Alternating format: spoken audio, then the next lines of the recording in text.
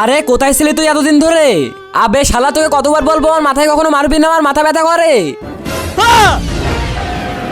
আরে তোর হাত আমার টুপিতে লাগছে আর টুপি জ্বলছে কেন? আমি জানি না। আরে ভাই জল না, জল জল তাড়াতাড়ি জল। আরে জ্বলছে না, কি নিয়ে আইছি সেটা? আরে আমি তো যখন নিয়ে আইছি তখন তো সব কাঠি জ্বলতেছিল, এখন এটা জ্বালাবো কিভাবে? তোমরা চিন্তা করো না, আমি একটু চেষ্টা করে দেখি।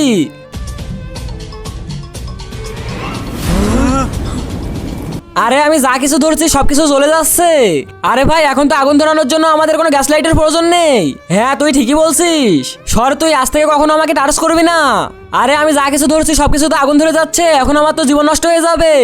এই সমস্যা থেকে আমার মুক্তি চাই। এটা কোনো সমস্যা না, এটা হলো একটা স্কিল।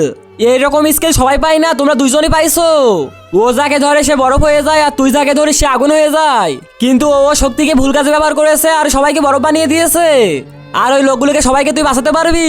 চল আমার সাথে। ওই দেখো, ওকে ধরে ঠিক করে দাও।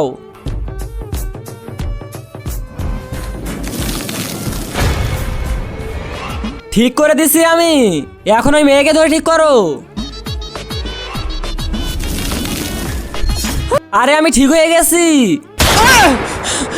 শালা শয়তান মেয়েদের ইজ্জতে হাত দিয়ে সাবিলদার গ্রেফতার করো ওকে।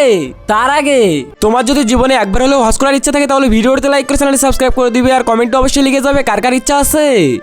আরে স্যার আমি কিছুই করিনি, ওকে আরো উপকার করেছি, এই বলো না স্যারকে।